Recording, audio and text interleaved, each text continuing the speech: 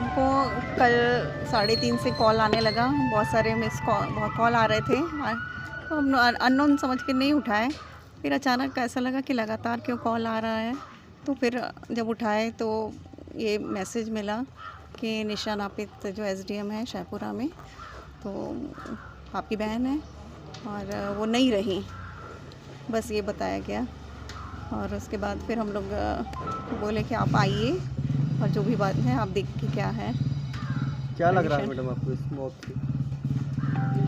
जांच जो भी है बताएंगे। जो भी मेरा पूरा शक है उसके हस्बैंड ने उसको मर्डर किया है। कब से उनके संपर्क में थी?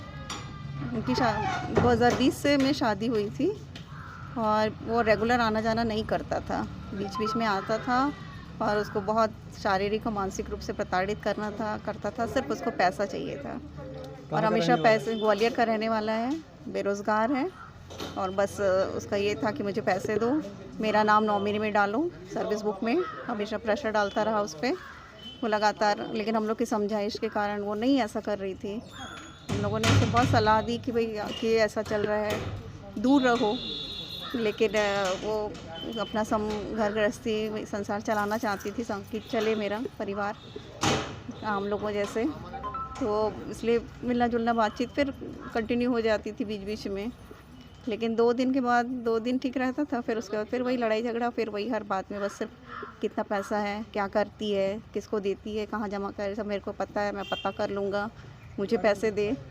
फिर बहुत परेशान होने के बाद उसने एसपी सर है मंडला में, उनसे भी बात की तो और कंप्लेंट एक लेटर दिया। तो सर ने बोला कि आप एक बार फिर आपस में बैठ के सॉर्ट आउट करो, है ना, अभी कंप्लेंट मत करो। तो ये सब बातें आई। उनके जो बयान आ रहे हैं वो कहीं कहते हैं कि गुर्दे खराब थे, वो पूरा सरासर झूठ है, गलत है। मेरी बहन है, मैं बचपन से जानती हूँ। हाँ, सर्दी जुकाम होता है, मुझे भी होता है ना, बस वैसे ही जैसे मुझे होता है वैसे ही उतना ही उसको भी है। सर्दी से थोड़ा एलर्जी है सबको, लेकिन मेरे को भी है, लेकिन ऐसे कोई प्रॉब्लम नहीं है। वो 2000 क्या मांग करती हैं आप?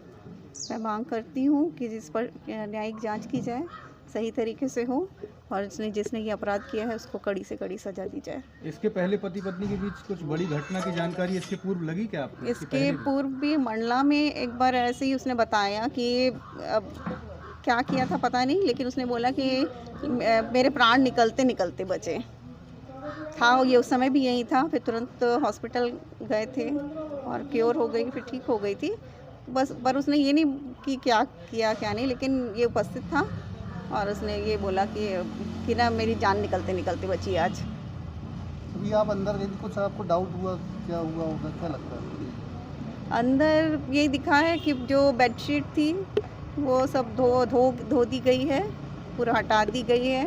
और अभी जैसे सर लोगों ने जांच की है, FSL मैडम लोगों ने, तो सारे कपड़े जो उसने पहने थे वो सब मशीन में पाए गए और वो तकिया भी मशीन के अंदर ही पाया गया। सबूत मिटाने की कोशिश की? बिल्कुल साफ मुझे ऐसे ही नज़र आ रहा है कि सबूत मिटाने की कोशिश है पूरी। और ये सब करने के बाद ही वो उसको हॉस्पिटल लेके गया है, क्लीन करने के बाद। और सुबह से ही मशीन में कपड़े डाल दिए थे, धो दिया था। और जो काम करते हैं वो आए और उनसे वो बोला कि आप सुखा दो।